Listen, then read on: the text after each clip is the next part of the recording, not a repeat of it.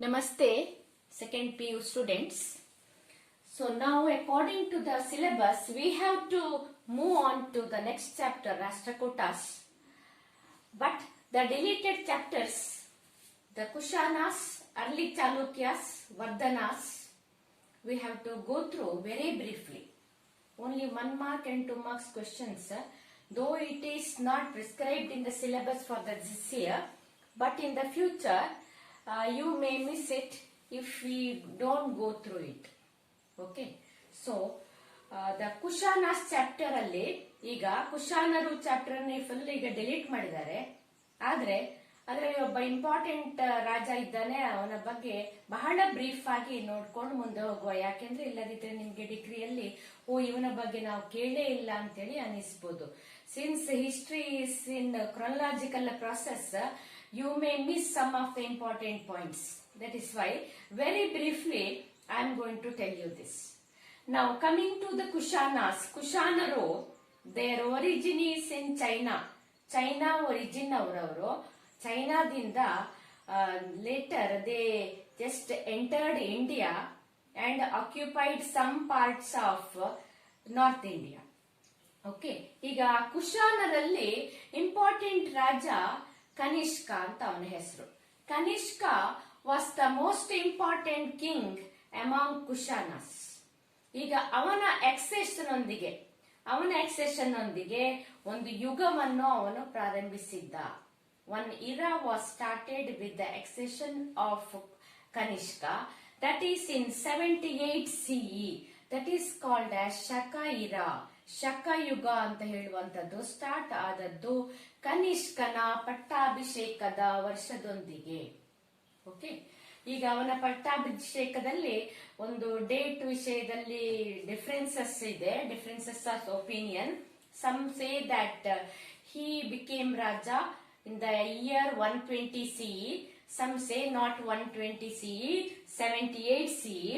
ಈಗ ಇನ್ನೊಂದು ವಿಷಯ ಬರ್ತದೆ ಇಲ್ಲಿ. He had conducted the 4th Buddhist conference in 102 CE. ನೋಡಿ, 102ನೇ ಇಸವಿಯಲ್ಲಿ ಅವನು 4ನೆಯ ಬೌದ್ಧ ಸಮ್ಮೇಳನವನ್ನು ಜರುಗಿಸಿದ್ದ ಕಾರಣ. So we are taking the year 78 CE as the starting of Shaka era.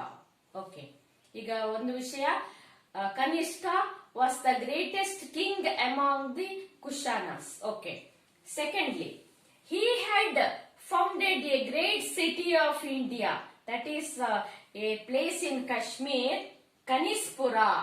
Kanispura anta ಹೆಸರಿಟ್ಟ ಅದಕ್ಕೆ, ಅಥವಾ later it was called as Kanishkapura, Kanispura, Kanishkapura, and the same place is called as Srinagar in Kashmir. ಕಾಶ್ಮೀರದ capital ಏನ್ ಹೇಳ್ತೇವೆ ನಾವು, Srinagar. That was actually it was founded by Kanishka. In the beginning it was called as Kanispura, then Kanishkapura, and at present Srinagar. Okay, ಎರಡು ವಿಷಯ ಆಯ್ತು. ಇನ್ನು next, they used to follow Greek gods, then Persian gods, and they also started following Hinduism after entering India. He was worshipping Surya. Okay. Later, he was inspired by a Buddhist monk called Ashwagosha. Ashwagoshana ಒಂದು inspiration ಇಂದ he started following Buddhism, and you remember Kanishka is remembered as a great king of India who patronized Buddhism. ನೋಡಿ, Buddhism ಒಂದು spread ಆಗ್ಲಿಕ್ಕೆ ಏನು help ಮಾಡಿದ ರಾಜರುಗಳಲ್ಲಿ ಮೊದಲನೆಯವನು Ashoka, ಎರಡನೇವನು Kanishka, and ಮೂರನೇವನು ಬರಲಿದ್ದಾನೆ, ಮತ್ತೆ ನಿಮ್ಗೆ ಹೇಳ್ತೇನೆ. Okay, he started following Buddhism. ಆಮೇಲೆ he worked a lot to spread Buddhism in India and without India. ಬೇರೆ ಕಡೆಯಲ್ಲಿ ಕೂಡ, ಭಾರತದ ಹೊರ ದೇಶಗಳಲ್ಲಿ, even in a Chinese country, it was he who is responsible to spread Buddhism. Okay. In 102 CE, he conducted 4th Buddhist Council ಇನ್ ಕುಂದಲವನ ಇನ್ ಕಾಶ್ಮೀರ್, ಕಾಶ್ಮೀರದ ಕುಂದಲವನದಲ್ಲಿ 4ನೆಯ ಬೌದ್ಧ ಸಮ್ಮೇಳನವನ್ನು ಸಾಶ 102ರಲ್ಲಿ ಜರುಗಿಸಿದ. Then, during his time, one special type of art was developed in India, and that art is called as Gandhara art, Gandhara school of art. ಬುದ್ಧನ statue ಅನ್ನು ಅಲ್ಲಿವರೆಗೆ ಎಲ್ಲಿಯೂ ಕೆತ್ತಿಸಿದ್ದಿರಲಿಲ್ಲ. During the time of Kanishka that work was started. Life size ಬುದ್ಧನ ಸ್ಟ್ಯಾಚ್ಯೂಗಳನ್ನು ಅವರು ಇಲ್ಲಿ ಕೆತ್ತಿಸ್ಲಿಕ್ಕೆ ಶುರು ಮಾಡಿದ್ರು ಇನ್ ಗಾಂಧಾರ ಆರ್ಟ್.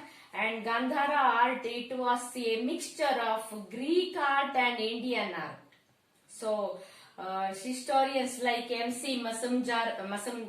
ಮಸಮ್ದಾರ್ ಹೇಳ್ತಾರೆ ಏನು ಅಂದ್ರೆ, suppose a statue was built in Gandhara art, he compares it, the technician's hand was like a ಗ್ರೀಕಿನ ಹಾಗಿರುವ ಹ್ಯಾಂಡ್ ಅವನದ್ದು. ಟೆಕ್ನಿಕ್ಸ್ ಎಲ್ಲ ಗ್ರೀಕ್ಸ್ ಆದ್ರೆ his heart was like an Indian, ಅವನ ಮನಸ್ಸು ಇಂಡಿಯನ್ ಹಾಗೆ ಇತ್ತು ಅಂತ. ಸೊ ಬುದ್ಧನ ವಿಗ್ರಹವನ್ನು ಕೆತ್ತಿಸುವಾಗ ಅದು ಹೇಗೆ ಕಾಣ್ತಾ ಇತ್ತು ಅಂದ್ರೆ, ಬುದ್ಧನ ಸ್ಟ್ಯಾಚ್ಯೂ ಅಥವಾ ಏನಾದ್ರೂ ಗ್ರೀಕ್ ದೇಶದ ಅಪೋಲೋ ದೇವರ ಸ್ಟ್ಯಾಚ್ಯೂ ಅಂತೇಳಿ ಗೊತ್ತಾಗ್ತಿರ್ಲಿಲ್ಲಂತೆ. So mixture of Greek art and Indian art, Greco Indian art. Okay, Gandhara art is Greco Indian art. Special school of art was developed during ಕುಶಾನಾಸ್.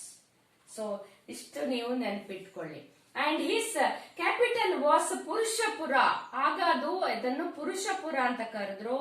Now it is ಪಾಕಿಸ್ತಾನದ Peshawar. Peshawar is nothing but it was the capital of Kanishka. Okay, it was called as Purushapura then. ಆಗ ಅದನ್ನು ಪುರುಷಪುರ ಅಂತ ಕರೆದ್ರು, ಈಗ ಪೇಶಾವರ್ ಅಂತೇಳಿ ಆಗಿದೆ. So this is A brief description of Kushanas in India.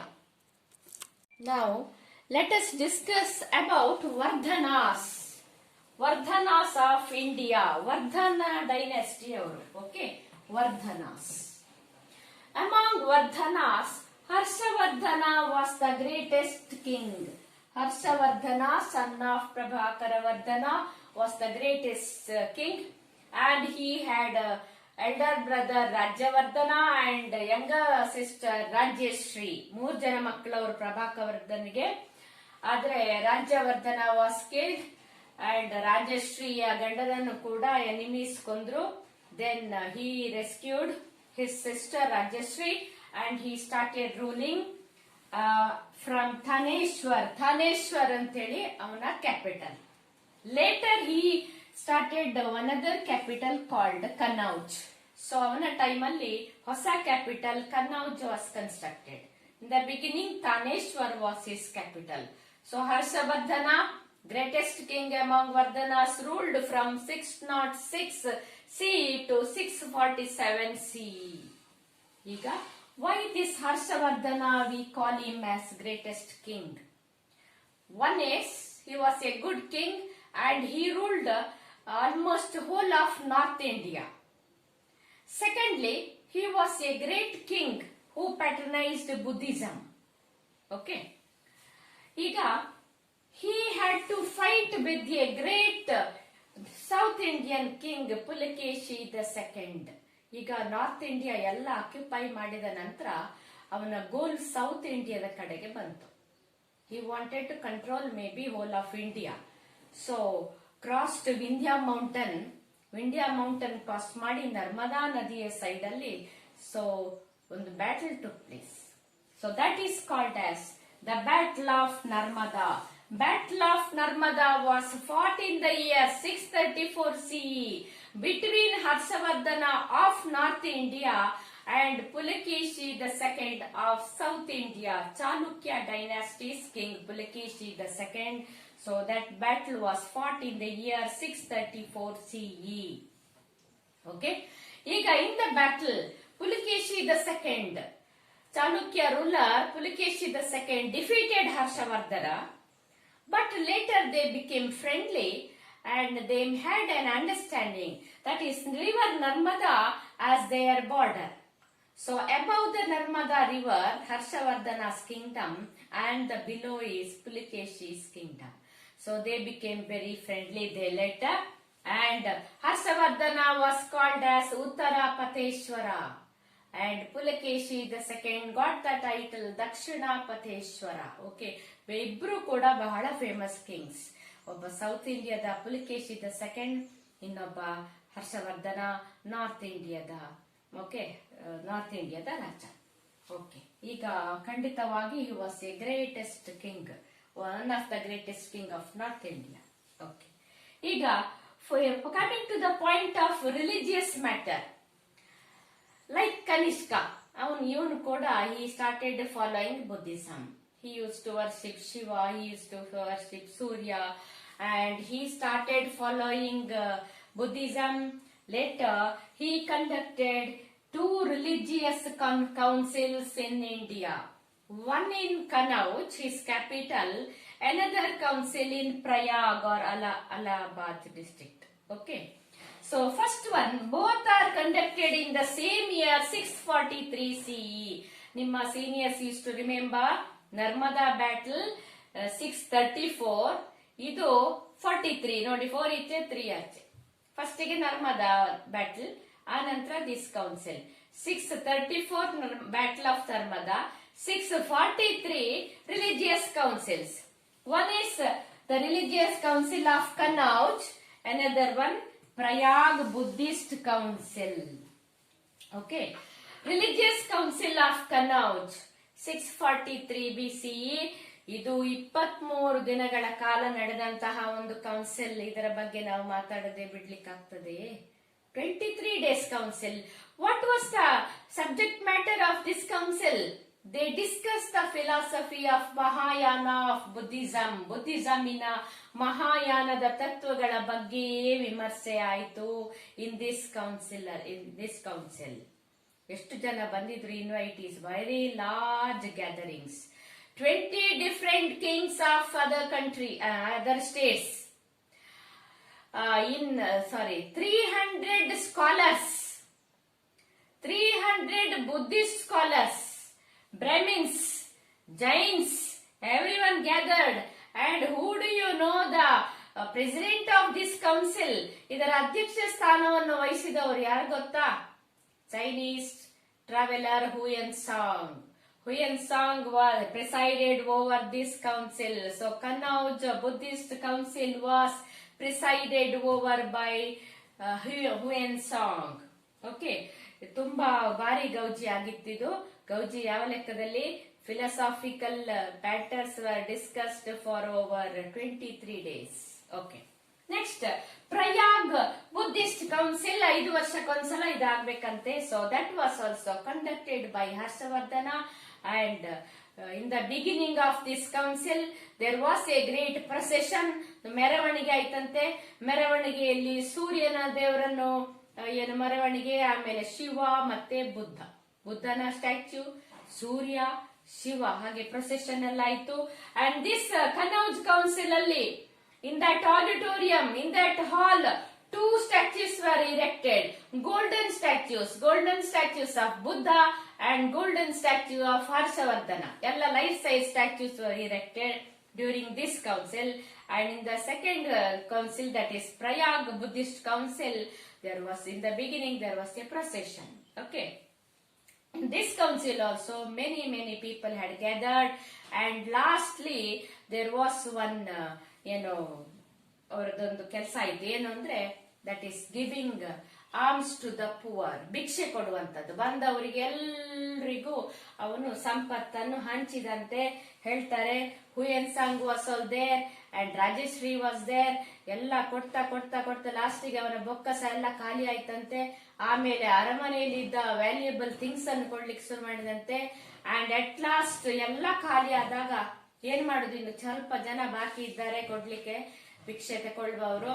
So later it seems he had donated his crown, he has donated his valuable clothes. ರೇಷ್ಮೆ ಶಾಲನ್ನು ಕೂಡ donate ಮಾಡಿದ ಅಂತ ಹೇಳ್ತಾನೆ. ಅಂತ ರಾಜ ಇವನು. So this Prayag council was conducted by him in 643 CE, and he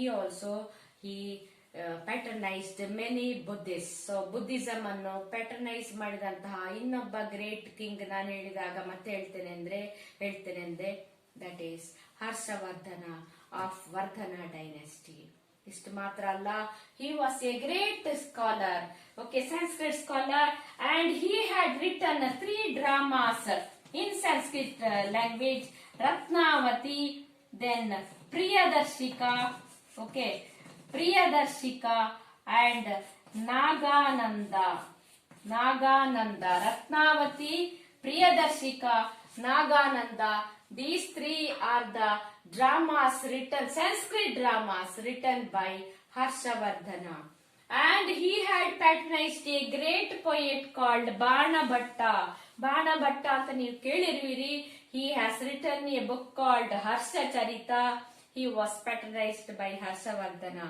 And he also had donated a lot to Nalanda University. Nalanda university ಕೂಡ ಬೇಕಾದಷ್ಟು ಕೊಡುಗೆಗಳನ್ನು ಹರ್ಷವರ್ಧನ ಕೊಟ್ಟಿರುತ್ತಾನೆ. Okay, and next let us discuss briefly about Chalukyas. But before talking to Badami Chalukyas, we have to know the early rulers of Karnataka. Remember, Kadambas are the first ruling dynasty of Karnataka. Kadambas, Gangas. Okay. Who is the founder of Kadambas? Mayura Varma was the founder of Kadambas. ಅದು ಒಂದು ಕತೆ ಇದೆ.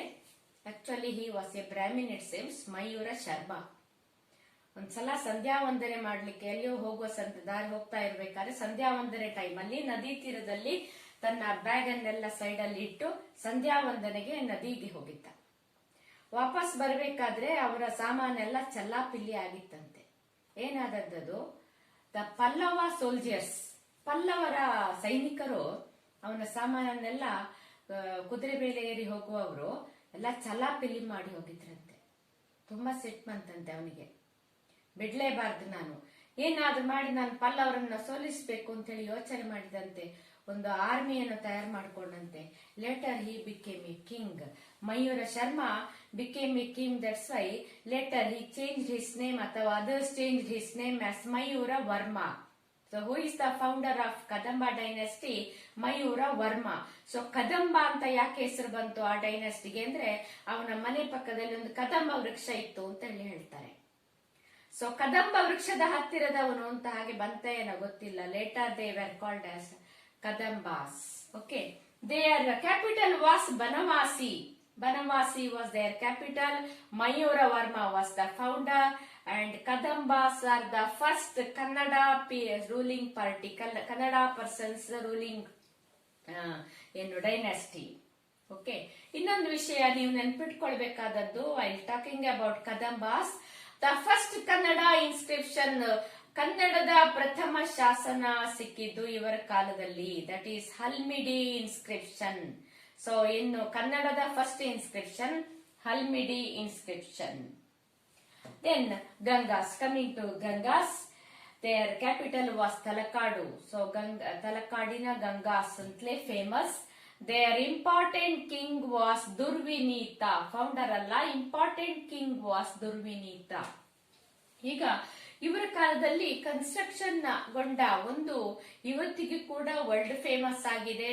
That is the statue, that is monolithic single, ಏಕಶಿಲೆಯಲ್ಲಿ ಮಾಡಿದಂತದ್ದು monolithic statue of Gommateshwara at Shravanabelagola. So that was constructed in the year 983 CE by a minister of Ganga king. Who was the Ganga king was Rachamalla the fourth. ನಾಲ್ಕನೆಯ ರಾಚಮಲ್ಲನ minister ಆಗಿದ್ದಂತಹ Chavundaraya. So Chaundaraya constructed the monolithic statue of Gommateshwara at Shravanabelagala in 983 CE. This is 58 feet high, and it is said that the tallest monolithic statues of the world. Okay, that was constructed during the Gangas. Next, let us discuss about the Chalukyas of Badami. Badami is also in Karnataka. Chalukyas of Badami. See, Badami early, these people are also called as early Chalukyas. Okay, early Chalukyas. Their capital was Badami. Badami is in Bagalkot district. Its early name was Vatapi. Vatapi was the early name of Badami. Okay. Now, among these Badami Chalukyas or early Chalukyas, the most famous king was Pulikeshi II. Pulikeshi II, who ruled from 609 CE to 642 CE. He had got many titles like Dakshinapateshwara, Satyashraya. ನೀವು ಸತ್ಯಾಶ್ರಯ ಪುಲಕೇಶಿ ಅಂತಲೇ ಪಾಠ ಇದ್ದಿರ್ಬೋದು ನಿಮಗೆ ಸಣ್ಣ ಕ್ಲಾಸಲ್ಲಿ. ಸತ್ಯಾಶ್ರಯ ಪುಲಕೇಶಿ, ಇಮ್ಮಡಿ Pulakeshi. Pulakeshi the second is ಇಮ್ಮಡಿ Pulakeshi. Okay, his titles Parameshwara, Dakshinapateshwara, Maharajadhiraja, Satyashraya and so on. Okay, ಆಗ್ಲೇ ನಾವು ನೋಡಿದ್ದೆವು. He had fought with Harshavardhana in the near a place Narmada, that is called as Battle of Narmada, in the year 634 CE, and Immadi Pulakeshi or Pulakeshi II had defeated Harshavardhana in the battle. Okay, Battle of Narmada between Pulakeshi II and Harshavardhana. And we have got many, source to know about these Chalukyas is Aihole inscription. Aihole inscription was written by a Jaina poet, Ravi Kirti. So Ravi Kirti has written Aihole inscription. We have got many details about early Chalukyas in that inscription. Okay, ನಾವು ಈಗ ಇದು syllabus ಅಲ್ಲಿ ಇಲ್ಲದಿದ್ರು ಕೂಡ ನಮಗೆ Pulakeshi the second of Badami Chalukyas important ಅಂತ ಗೊತ್ತಾಯಿತು. And there are many many many temples in the place called Badami, Aihole and Pattadakal. Badami, Aihole, Pattadakal. ಇದನ್ನು ನೀವು ದಯವಿಟ್ಟು ಇಲ್ಲಿರುವ ಟೆಂಪಲ್ಸ್ ಅನ್ನು ನೆಟ್ ಅಲ್ಲಿ ನೋಡಿಕೊಳ್ಳಿ. ಬಾದಾಮಿ, Aihole, Pattadakal. Next important dynasty of South India are Pallavas. Okay, Pallavaru and this ಬಾದಾಮಿ ಚಾಲುಕ್ಯರು ತುಂಬಾ ಸಲ ಅವರಿಗೆ ಯುದ್ಧಗಳಾಗಿವೆ. Okay, for centuries there was clash between Pallavas and Badami Chalukyas. Okay, among Pallavas, Narasimhavarman the first, Vandaniya Narasimhavarman is the most important king. Though this Pulakeshi II was very famous and very brave, Narasimhavarman had once defeated this Pulakeshi II. ಅವನನ್ನು ಸೋಲಿಸಿ he occupied Vatapi. Vatapi is nothing but the capital of Chalukyas, that is Badami. He had occupied Vatapi and he had got the title Vatapi Kondan. Okay, Vatapi Kondan anta title kuda ಗಿಟ್ಟಿಸಿಕೊಂಡವನು this Narasimhavarman the first. The Kanchi was the capital of Pallavas and their emblem was Nandi. ಅವರ ರಾಜ ಚಿಹ್ನೆ Nandi. And ಬಾದಾಮಿ ಚಾಲುಕ್ಯರ ಚಿಹ್ನೆ ವರಾಹ. ವರಾಹ means ವಿಷ್ಣುವಿನ ಮೂರನೆಯ ಅವತಾರ ವರಾಹ. ಮತ್ಸ್ಯ, ಕೂರ್ಮ, ವರಾಹ ಅಂದ್ರೆ ಹಂದಿಯ ವೇಷದಲ್ಲಿ ಅವತಾರದಲ್ಲಿ ವಿಷ್ಣು ಬಂದಂತದ್ದು. So Varaha was the symbol of this Badami Chalukyas. Nandi ಅಂದ್ರೆ ಶಿವನ ವಾಹನ ನಂದಿ. ಸೊ ಶಿವನ ಭಕ್ತರು ಅಂತೇಳಿ ನಮಗೆ ಸರಿಯಾಗಿ ಗೊತ್ತಾಗ್ತದೆ. ಅಲ್ಲಿ Nandi was the emblem of Pallavas. ಈಗ during the time of this Narasimha Varman the first, he had constructed a new capital called Mahabalipuram. ಅವನ ಟೈಮಲ್ಲಿ ಒಂದು ಹೊಸ ರಾಜಧಾನಿಯನ್ನು ನಿರ್ಮಿಸಿಕೊಂಡ, ಮಹಾಬಲಿಪುರಂ. ಸರಿಯಾಗಿ ನೆನ್ಪಿಟ್ಕೊಳ್ಳಿ. ದಿಸ್ ಯಾರು ನರಸಿಂಹ ವರ್ಮನಿನ ಬಗ್ಗೆ ತುಂಬಾ ಸಲ ಕಾಂಪಿಟೇಟಿವ್ ಎಕ್ಸಾಮ್ ಅಲ್ಲಿ ಕೇಳಿದ್ದಾರೆ. ಏನು ಪ್ರಶ್ನೆ ಅಂದ್ರೆ, who is called as Vatapi Kondan. Vatapi Kondan ಎಂಬ ಬಿರುದನ್ನು ಪಡೆದವನು ಯಾರು? Narasimha Varman the first of Pallava dynasty. Okay, so ಇಲ್ಲಿ ಇವರ ಒಂದು ಆರ್ಟಿನ ಸೆಂಟರ್ ಯಾವುದು ಅಂದ್ರೆ ಕಾಂಚಿ ಅಂಡ್ ಮಹಾಬಲಿಪುರಂ. ಇದೆಲ್ಲ ಸಾಮಾನ್ಯ ಎಲ್ಲ ಜಾಗದ ಪ್ಲೇಸ್ಗಳು ಕೂಡ ವರ್ಲ್ಡ್ ಹೆರಿಟೇಜ್ ಸೈಟ್ ಅಲ್ಲಿ ಸೇರಿದಂತಹ ಜಾಗಗಳು. Kanchi was the capital of Pallavas. At the same time it was A center of art and architecture, and in Kanchi we have ಮೂರ್ ತರ ಅಂತೆ, Shiva Kanchi, Vishnu Kanchi and Jain Kanchi. and foreign pilgrims have called Kanchi city as city of 1000 temples ಅಂತ ಕರೆದಿದ್ದಾರೆ. in Shiva Kanchi there are many Shiva temples, in Vishnu Kanchi there are many Vishnu temples, and in Jaina Kanchi there are many Jaina basadis. Even today these temples are there in Kanchi. It is a great city of temples too, and world famous one Devi temple is there. Kanchi Kamakshi temple, Kamakshi Amma or Kanchi Kamakshi temple is there in this city Kanchi. And you all know Sri Adi Shankaracharya, who propounded Advaita philosophy. He had established one Sri Chakra in this Kanchi Kamakshi temple of Kanchi. And in Mahabalipuram also there are many temples, very many palaces, many rock-cut chariots and statues in Mahabalipuram. Okay, so Pallavas and Badami Chalukyas of Karnataka, South India, we have discussed now. When we talk about Rashtrakutas, in the beginning, they were the feudatories of Badami Chalukyas. ಬಾದಾಮಿ ಚಾಲುಕ್ಯರ ಸಾಮಂತರಾಗಿದ್ದವರು ರಾಷ್ಟ್ರಕೂಟರು. The word Rashtra, Rashtra denotes country, ದೇಶ. ಕೂಟ denotes head, ಅಂದ್ರೆ ಒಡೆಯ, ಒಂದು ದೇಶದ ಒಡೆಯ ಅಂತ ಹೇಳಿ ರಾಷ್ಟ್ರಕೂಟ ಅಂದ್ರೆ ದೇಶದ ಒಡೆಯ.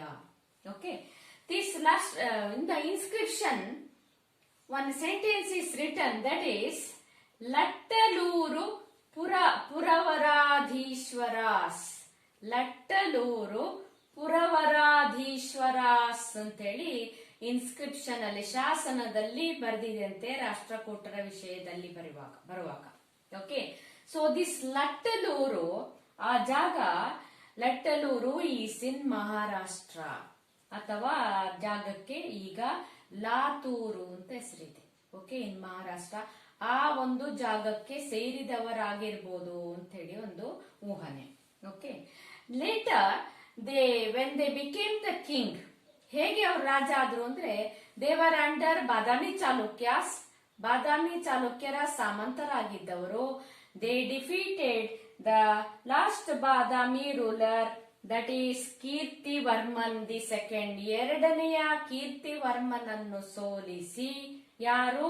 ದಂತಿ ದುರ್ಗ ಅಂತ ಹೇಳುವವನು. A person called Danti Durga.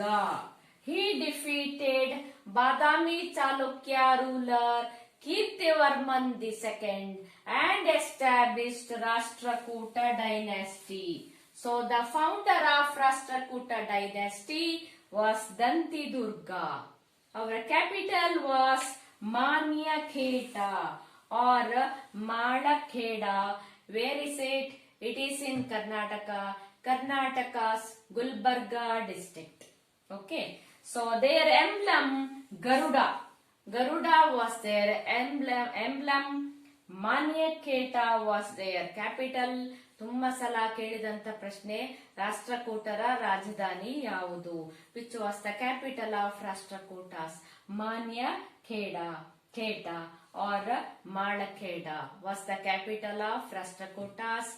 Garuda was their emblem, and the founder was, Danti Durga.